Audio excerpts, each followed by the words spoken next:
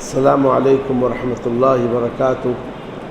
الحمد للہ رب العالمین والصلاة والسلام علی رسولہ الامین وعلی آلہ واصحابہ ومن تبعہم بإحسان الی یوم الدین۔ اعوذ باللہ من الشیطان الرجیم، بسم اللہ الرحمن الرحیم۔ ان الذین آمنوا والذین هادوا والنصارى والصابئین من آمن باللہ والیوم الآخر وعمل صالحا فلهم أجرهم عند ربهم ولا خوف عليهم ولا هم يحزنون۔ وإذ أخذنا ميثاقكم ورفعنا فوقكم الطور خذوا ما آتيناكم بقوة واذكروا ما فيه لعلكم تتقون ثم توليتم من بعد ذلك فلولا فضل الله عليكم ورحمته لكنتم من الخاسرين۔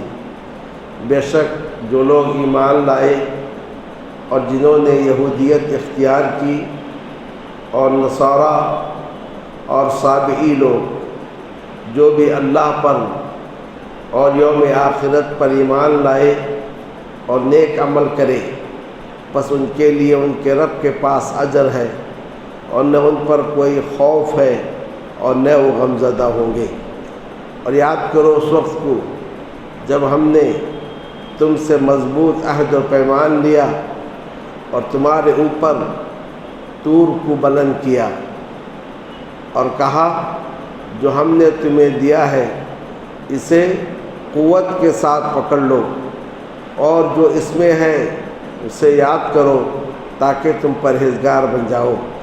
پھر تم اس کے بعد منہ موڑ لیے، پس اگر تم پر اللہ کا فضل اور اس کی رحمت نہ ہوتی تو تم خسارہ اٹھانے والوں میں ہو جاتے۔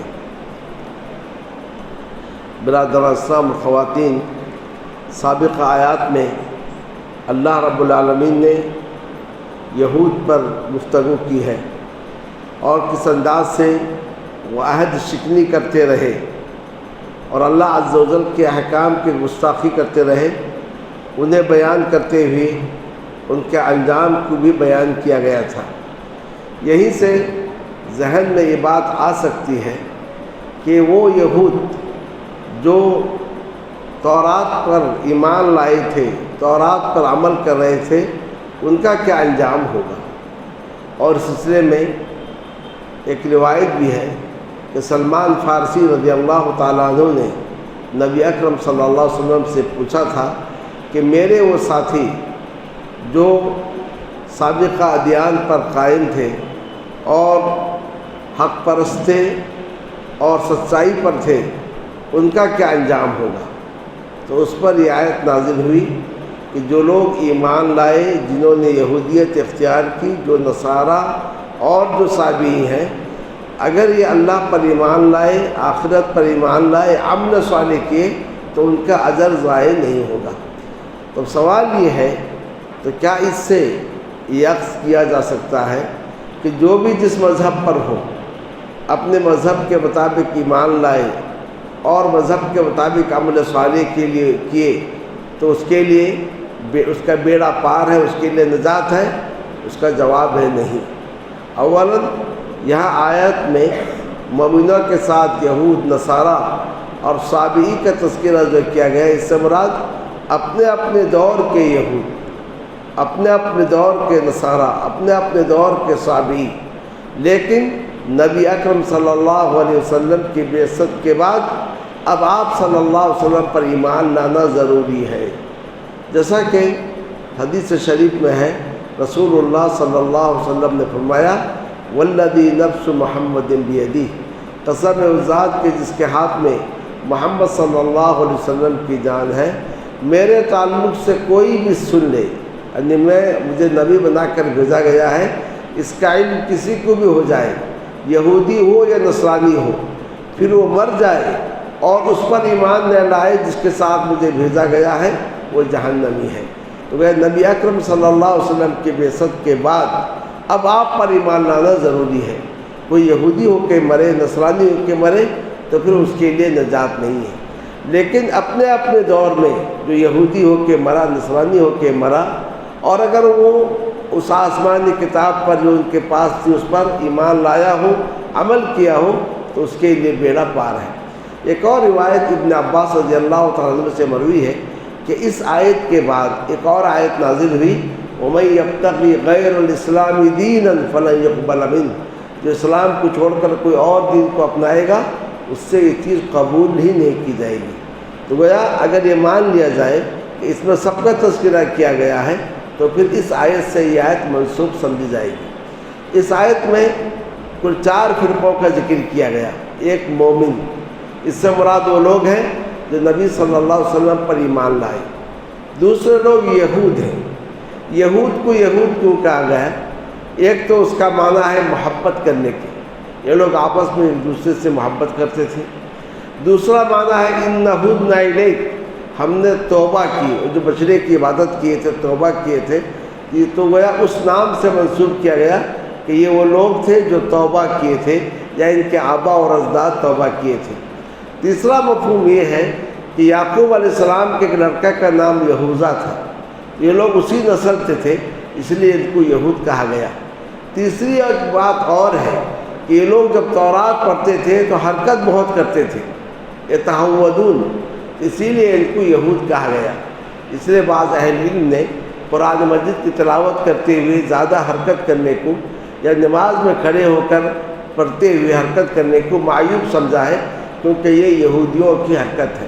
بہرحال جو بھی ہو، یہود سے مراد وہ لوگ ہیں جو موسیٰ علیہ السلام کی شریعت پر ایمان لائے تھے اور تورات ان کو دی گئی تھی۔ نصارہ یہ کون لوگ ہیں؟ یہ وہ لوگ ہیں جو عیسیٰ علیہ السلام پر ایمان لائے تھے۔ ان کو نصارہ کیوں کہا گیا؟ یا تو اس معنی میں کہ وہ انصار کے معنی میں عیسیٰ علیہ السلام نے کہا تھا میرے کون مددگار ہو، انہوں نے کہا نحن انصار اللہ، یا پھر اس معنی میں ناصرہ ایک بستی ہے جہاں عیسیٰ علیہ السلام کی پیدائش ہوئی تھی، اسی بستی کے جانب منسوب کیا کہ ان کو جو ہے نصارہ کہا گیا۔ چوتھا فرقہ ہے صابئی۔ صابئی کون سا فرقہ ہے؟ اس میں اختلاف ہے۔ بعض نے کہا یہ نہ یہود تھے، نصارہ تھے، نہ مجوسی تھے، ان کے بین تھے۔ بعض نے کہا یہ فرشتوں کی پوجا کرتے تھے، بعض نے کہا یہ ستاروں کی پوجا کرتے تھے، بعض نے کہا ان کا کوئی دین تھا ہی نہیں، اس لیے عرب کے لوگ جب کوئی مسلمان ہوتا اسے صابئی یعنی بے دین کہتے تھے۔ تو الغرض اللہ عز و جل نے ان سبوں کا تذکرہ کیا، مومنوں کا، یہود کا، نصارہ کا اور صابئی کا، اور کہا ان کے نجات کے لیے 2 شرطیں ہیں۔ پہلی شرط ہے ایمان، یعنی اللہ پر ایمان لانا، آخرت پر ایمان لانا، اور دوسری شرط ہے عمل صالح۔ یہ 2 چیزیں اگر ہیں تو ان کا بیڑا پار ہے، ان کے لیے اجر ہے، ان کے رب کے پاس نہ مستقبل کا کوئی خوف ہے نہ ماضی کا ان کے پاس کوئی غم ہوگا۔ تو بھیا یہاں جن یہود، نصارہ، صابئی کا تذکرہ کیا گیا ہے، اس سے مراد اپنے دور کے یہود، نبی صلی اللہ علیہ وسلم کے بعد آنے والے یہود نہیں ہیں۔ اب پھر سلسلہ بیان کو حسب سابق یہود کی جانب، بنو اسرائیل کی جانب موڑا جا رہا ہے کہ بنو اسرائیل پر جو احسانات کیے گئے تھے اس کا تذکرہ کیا جا رہا ہے۔ ان میں سے ایک یہ ہے کہ جب بنو اسرائیل کو تورات دی گئی اس پر عمل کرو، انہوں نے کہا ہم اس پر عمل نہیں کر سکتے، یہ ہمارے لیے بہت بھاری ہے، تو اللہ عز و جل نے ایک پہاڑ کو ان کے اوپر کر دیا۔ اب وہ ڈر گئے کہ کوئی پہاڑ پہ ان کے اوپر گر نہ جائے۔ اب اس کے بعد انہوں نے عہد کیا کہ ہم تورات پر عمل کریں گے، مگر عہد کرنے کے بعد پھر عہد سے پھر گئے۔ اللہ نے اس واقعے کے جانب اشارہ کیا اور کہا اور جب ہم نے تم سے مضبوط عہد لیا اور تم پر طور کو اٹھایا، طور سے مراد بعض نے کہا پہاڑ، مطلق پہاڑ، بعض نے کہا طور ایسا پہاڑ ہے جس کے اندر ہریالی ہو، تو گویا ایک پہاڑ کو ان کے اوپر اٹھا دیا گیا تھا اور یہ کہا گیا جو کچھ ہم نے تمہیں دیا ہے مضبوطی سے لے لو اور اس پر عمل کرو، اور جو کچھ اس میں ہے یاد کرو، اسے پڑھتے رہو تاکہ تم پرہیزگار بن جاؤ۔ تو انہوں نے کہا ہم مان لیے، لیکن جب پہاڑ کو ہٹا دیا گیا تھوڑے دنوں کے بعد پھر وہ اپنے روش پر آ گئے اور اللہ تعالیٰ نے فرمایا پھر تم اس کے بعد منہ موڑ لیے، اگر تم پر اللہ کا فضل اس کی رحمت نہ ہوتی تو تم خسارہ اٹھانے والوں میں ہو جاتے۔ اس واقعے کے بعد پھر یہود کا ایک اور واقعہ بیان کیا گیا یہ وہ واقعہ جو بڑا مشہور واقعہ ہے، جس کو واقعہ سبت کہا جاتا ہے، ہفتہ۔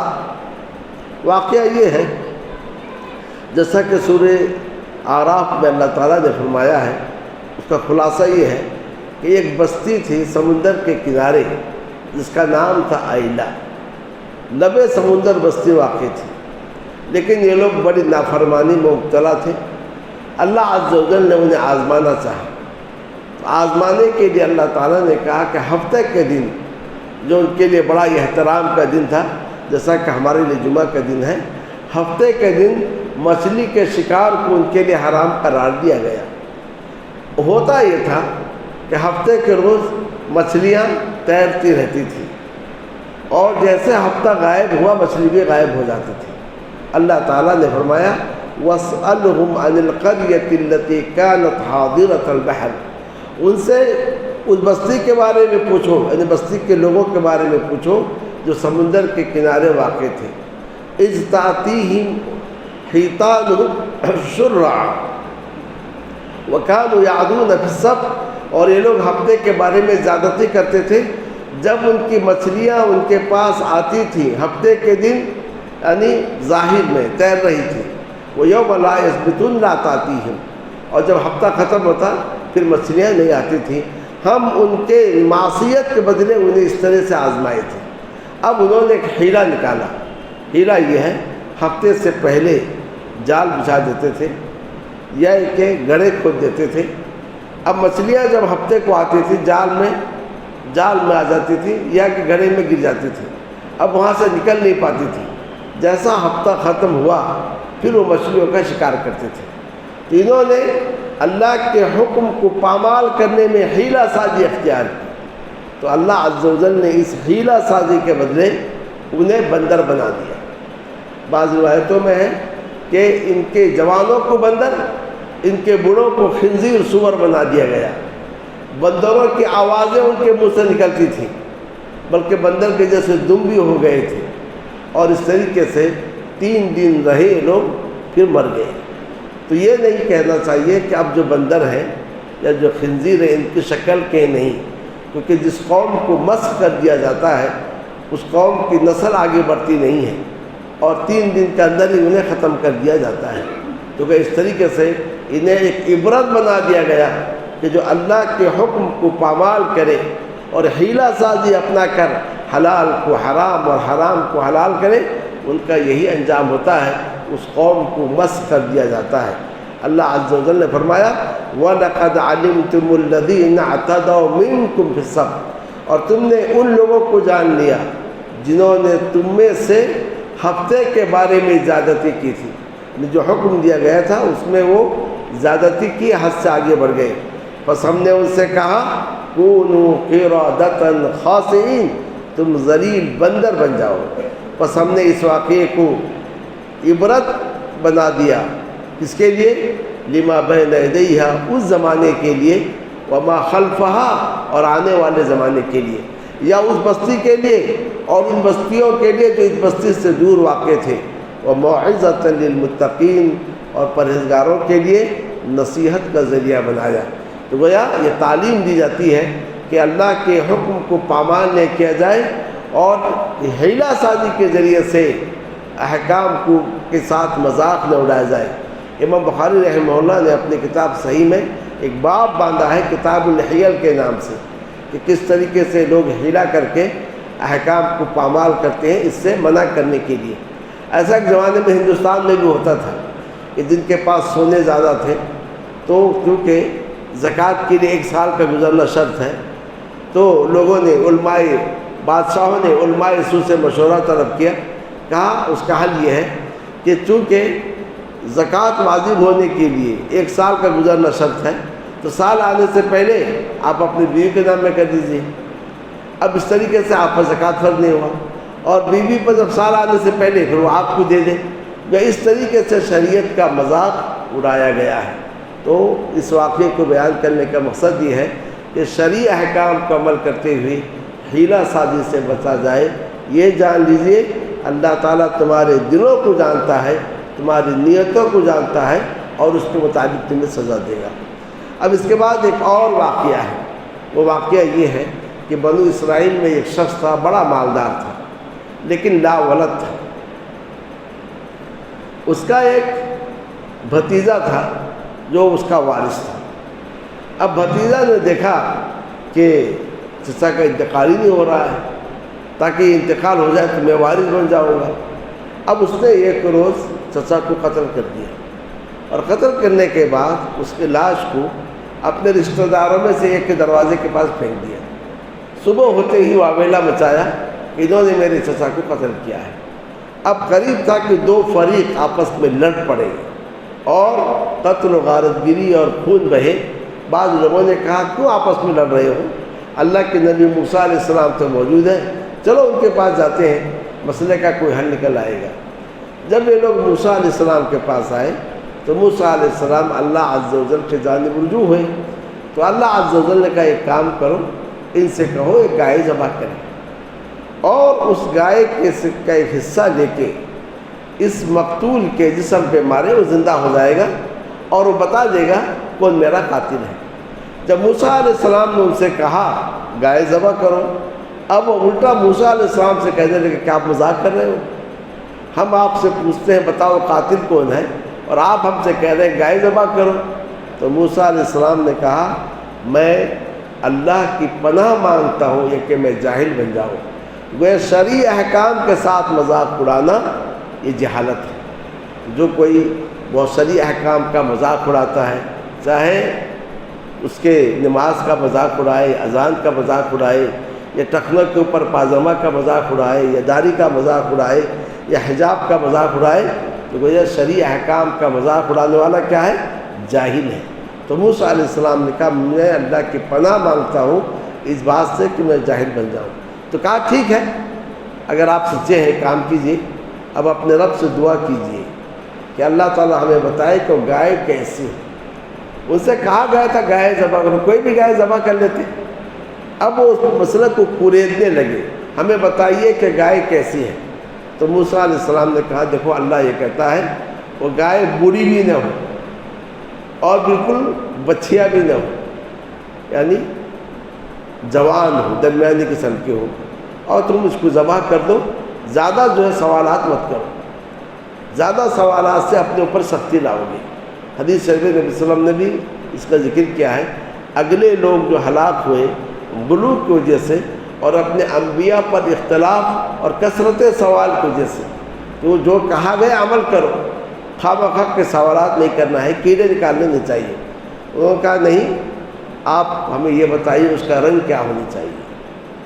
تو اس کے بعد کہا اللہ یہ کہتا ہے اس کا رنگ یہ ہے کہ رنگ زرد ہو، پیلا ہو، اور وہ رنگ بھی گہرا ہو کہ سورج کی کرنیں اس پہ پڑیں تو پھر واپس آ جائے اور دیکھنے والے کو اچھا لگے، کوئی اس گائے کو دیکھے تو خوش ہو جائے۔ اب اس کے بعد انہوں نے کہا اس قسم کی گائے تو بہت ساری ہیں، اب گائے ہم پر متشابہ ہو گئی ہیں، اب ایک بار اور بتائیے کہ گائے کے کچھ اور اوصاف بیان کر دیا جائے۔ تو اللہ عز و جل نے فرمایا کہ ان سے کہو گائے ایسی ہو کام کرنے والی نہ ہو، نہ اس کو کھیت میں جوتا گیا ہو ہل کے ذریعے سے، اور نہ اس کے ذریعے سے کھیتی کو سیراب کیا گیا ہو۔ تو انہوں نے کہہ دیا تھا اب آپ ہمیں بتا دیجئے، ہم اللہ نے چاہا تو گائے کو پا لیں گے، انشاءاللہ استعمال کیا، اس انشاءاللہ کا فائدہ یہ ہوا وہ گائے ان کو مل گئی۔ یہ ہے انشاءاللہ کی برکت، مگر نیت صحیح ہو، انشاءاللہ کہنے کی نیت صحیح ہو۔ جب انہوں نے انشاءاللہ کہا تو گائے مل گئی۔ قرآن نے کہا وہ کرنے والے نہیں تھے، لیکن اللہ تعالیٰ نے ان کو توفیق دی اور انہوں نے انشاءاللہ کہا، اب نتیجے میں گائے مل گئی۔ گائے صرف ایک تھی اس علاقے میں، وہ ایک آدمی کے پاس تھی، اس نے کہا میں اس گائے کو اس شرط پر دوں گا کہ چمڑا بھر کے سونا مجھے دینا ہے، اس کے چمڑے میں جتنا سونا آ جائے مجھے دینا ہے۔ تو بڑی بھاری قیمت چکا کر انہوں نے اس گائے کو ذبح کیا، اور اس کے بعد اس کا ایک ٹکڑا لے کر مقتول کے جسم پہ مارے، فوراً بیٹھ گیا۔ کہا گیا ہے فلاں تجھے قتل کس نے کیا ہے؟ کہا میرا بھتیجا نے قتل کیا ہے، اور اسی کے ساتھ پھر وہ مر گیا۔ اب وہیں سے قاعدہ بنا کہ جو قاتل ہے وہ وارث نہیں بنے گا، جو قاتل ہوگا وہ وارث نہیں بنے گا، تو وہیں سے اس کو وراثت سے محروم کیا گیا۔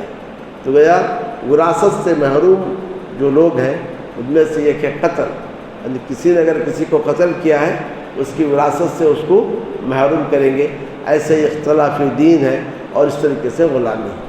اب اس کے بعد اللہ عز و جل نے فرمایا کہ دیکھو جیسا کیسے ہم نے اسے زندہ کیا ایسے ہی ہم مردوں کو بھی زندہ کریں گے کل قیامت کے روز۔ سورہ بقرہ میں کل 5 مثالیں دی گئی ہیں مردوں کو زندہ کرنے کی۔ اب تک آپ 2 مثالیں پڑھ لیے۔ ایک وہ پڑھے کہ جب یہ لوگ کوہ طور گئے تھے، 70 افراد تھے، اور انہوں نے کہا تھا کہ ہم اس وقت تک ایمان نہیں لائیں گے جب تک کہ ہم اللہ کو دیکھ نہ لیں۔ بجلی ان پر گری، مر گئے، کہ موسیٰ علیہ السلام نے دعا کی، دوبارہ زندہ ہوئے۔ دوسری یہ مثال ہے، باقی اور 3 مثال ہے جو اس کے تذکرہ آگے آ رہا ہے۔ تو سورہ بقرہ میں 5 مثالیں اللہ تعالیٰ نے دی ہیں کہ اللہ نے مردوں کو زندہ کیا ہے۔ یہ اس بات کی دلیل ہے کل قیامت کے روز اللہ عز و جل مردوں کو زندہ کرے گا۔ تو اتنا بڑا معجزہ دیکھنے کے بعد اب تو دل پسند جانا چاہیے تھا، اب دل اللہ عز و جل کے جانب مائل ہونے چاہیے، لیکن پھر بنو اسرائیل کے دل سخت ہو گئے، پتھر سے بھی زیادہ سخت ہو گئے۔ اللہ تعالیٰ نے کہا پتھر میں تو نرمی ہے، اس سے چشمے پھوٹتے ہیں، اس سے پانی بہتے ہیں، لیکن ان کے دل پتھر سے بھی زیادہ سخت ہو گئے۔ تو یہ جو واقعہ ہے، تو اس واقعے سے جو درس ہمیں ملتا ہے وہ یہ ہے کہ جو ہمیں حکم دیا جاتا ہے اس پر عمل کر لینا چاہیے، کیڑے نکالنا نہیں اور خواہ مخواہ کے سوالات نہیں کرنے چاہیے۔ حدیث شریف میں ہے تم اپنے آپ پر سختی نہ کرو، اللہ تعالیٰ تم پر سختی کرے گا۔ انہوں نے اپنے آپ پر سختی کی تو ان کے اوپر دائرہ تنگ کیا گیا، انشاءاللہ کہہ کر وہ لوگ اس سے بچ گئے۔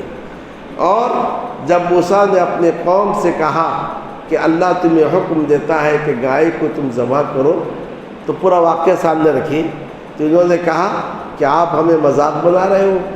موسیٰ نے کہا میں اللہ کی پناہ مانگتا ہوں یہ کہ میں جاہل بن جاؤں، شریعت کا مذاق اڑانے والا جاہل ہے۔ انہوں نے کہا آپ ہمارے لیے اپنے رب سے دعا کیجئے، وہ ہمارے لیے بیان کرے کہ وہ گائے کیسی ہے۔ موسیٰ نے کہا بے شک یعنی اللہ کہتا ہے کہ یہ ایسی گائے ہے جو نہ بوڑھی ہے اور نہ بچیا ہے، یعنی بچی ہے، آواز بین ذالک اس کے درمیان ہو، پس تم کرو جو تمہیں حکم دیا جاتا ہے۔ پھر بھی نہیں مانے، قالوا ادع لنا ربک یبین لنا ما لونها، انہوں نے کہا اپنے رب سے دعا کیجئے وہ ہمارے لیے بیان کرے کہ اس کا رنگ کیسا ہو۔ اللہ عز و جل نے موسیٰ نے کہا کہ اللہ تعالیٰ کہتا ہے انہا بقرۃ صفراء، وہ زرد رنگ یعنی پیلے رنگ کی گائے ہو جس کا رنگ گہرا ہو، دیکھنے والے کو خوش کر دے، دیکھے تو لوگ خوش ہو جائیں۔ انہوں نے کہا آپ ہمارے لیے اپنے رب سے دعا کیجئے وہ ہمارے لیے بیان کرے کہ وہ گائے کیسی ہے۔ بے شک گائے ہم پر متشابہ ہو چکی ہے اور ہم اگر اللہ نے چاہا انشاءاللہ کہا البتہ ضرور پا لینے والے ہیں، گائے ہم کو انشاءاللہ مل جائے گی۔ تو موسیٰ نے کہا بے شک اللہ یہ کہتا ہے وہ ایسی گائے ہو جو کام کرنے والی نہ ہو، یعنی جو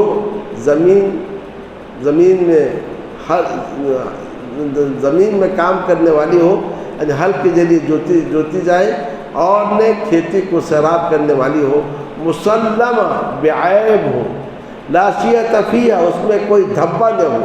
انہوں نے کہا اب آپ حق کو لے آئے، انہوں نے اس گائے کو ذبح کر لیا، وہ ایسا کرنے والے نہیں تھے یا کر سکنے والے نہیں تھے۔ اور جب تم نے ایک نفس کو قتل کیا، واقعی ایک دم اشارہ ہے، بس تم نے اس میں اختلاف کیا اور اللہ نکالنے والا تھا، ظاہر کرنے والا تھا اس کو جسے تم چھپا رہے تھے۔ تو ہم نے کہا کہ اس گائے کے ایک ٹکڑے سے اس میت کو مارو، ایسے ہی اللہ مردوں کو زندہ کرے گا اور تمہیں اپنی نشانیاں دکھاتا ہے تاکہ تم سمجھ سکو۔ پھر تمہارے دل اس کے بعد سخت ہو گئے، بس وہ دل پتھر کے جیسے یا اس سے بھی زیادہ سخت ہو گئے۔ حالانکہ پتھروں میں سے بعض ایسے ہیں جن سے نہریں بہتی ہیں، اور بے شک ان میں سے بعض ایسے ہیں جو پھٹ پڑتے ہیں، ان سے پانی نکلتا ہے، اور بے شک ان میں سے بعض ایسے ہیں جو اللہ کی خشیت سے گر پڑتے ہیں، اور اللہ تمہارے اعمال سے غافل نہیں ہے۔ ہم بھی اپنے یہاں دیکھتے ہوں گے کہ کرونا کے دور میں جب دیکھیں فلاں مر گئے دل پسیج ہو گئے، اور انسان توبہ کرتا ہے، پھر تھوڑے دنوں کے بعد پھر دل سخت ہو جاتے ہیں، جنازہ اٹھاتے ہیں، کوئی قریبی شخص ہوتا ہے تو دل پسیج جاتا ہے، پھر اس کے بعد دل جیسے کہ ویسے سخت ہو جاتے ہیں۔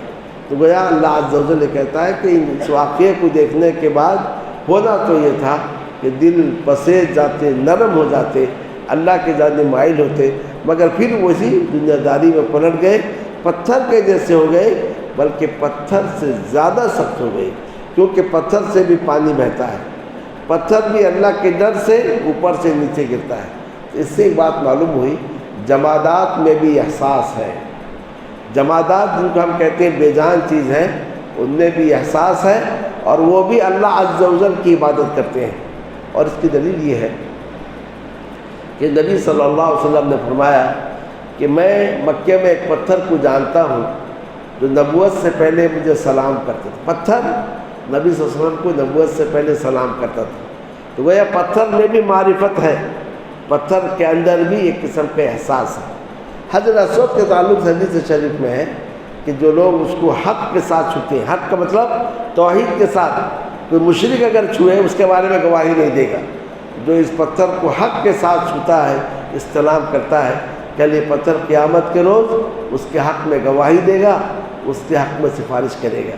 تو گویا پتھر کے اندر بھی یہ احساس موجود ہے، اور وہ بھی اللہ عز و جل کی عبادت کرتے ہیں، تو گویا ان کے دل پتھر سے بھی زیادہ سخت ہو گئے۔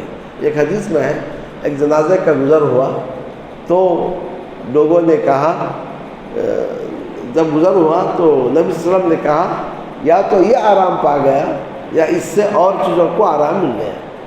تو صحابہ نے پوچھا کیا مطلب ہے اس کا؟ کہا مومن جب دنیا سے جاتا ہے تو مومن کو دنیا کے تھکان مشقت سے آرام مل جاتا ہے، لیکن جب کافر یا منافق دنیا سے جاتا ہے تو اس سے درخت کو، پتھر کو، زمین کو، سب کو آرام مل جاتا ہے، کیونکہ جس زمین کے اوپر وہ نافرمانی کرتا ہے یا جس پتھر کے اوپر وہ نافرمانی کرتا ہے اسے تکلیف ہوتی ہے کہ یہ میرے اوپر بیٹھ کر اللہ کی نافرمانی کرتا ہے اور اللہ تعالیٰ کی معصیت کرتا ہے۔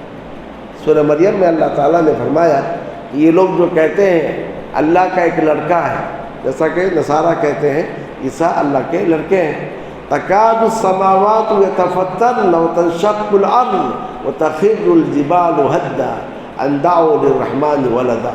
جب یہ آواز آسمان تک پہنچتی ہے کہ اللہ کا ایک لڑکا ہے، یا کہ پہاڑوں تک پہنچتی ہے یا زمین میں آواز پھیلتی ہے، یہ لوگ حرکت میں آتے ہیں، بے چین ہو جاتے ہیں، قریب ہے کہ آسمان پھٹ جائے، زمین شق ہو جائے اور پہاڑ جو ہے ریزہ ریزہ ہو جائے۔ جو اس کا مطلب یہ ہے کہ یہ سارے کے سارے مخلوقات ہیں، ان میں بھی ایک قسم کا احساس اللہ نے رکھا ہے، یہ اللہ عز و جل کے اطاعت گزار مخلوق ہے۔ تو لہذا ہم جہاں پر چلتے اور پھرتے ہیں یہ نہ سمجھیں کہ یہ ہم سے غافل ہیں، بلکہ یہی وہ چیزیں ہیں جو کل قیامت کے روز ہمارے خلاف گواہی دے سکتی ہیں۔ تو لہذا اللہ کے زمین میں چلتے ہوئے اللہ کی معصیت سے بچنا چاہیے۔ اللہ رب العالمین سے میری دعا ہے کہ اللہ عز و جل ہم سبوں کو فہم قرآن کی توفیق عطا فرمائے، اور اس کتاب مجید کو ہمارے لیے قیامت کے روز شفاعت کا ذریعہ بنائے۔ صلی اللہ تعالی علی نبی کریم وعلی آلہ وصحبہ۔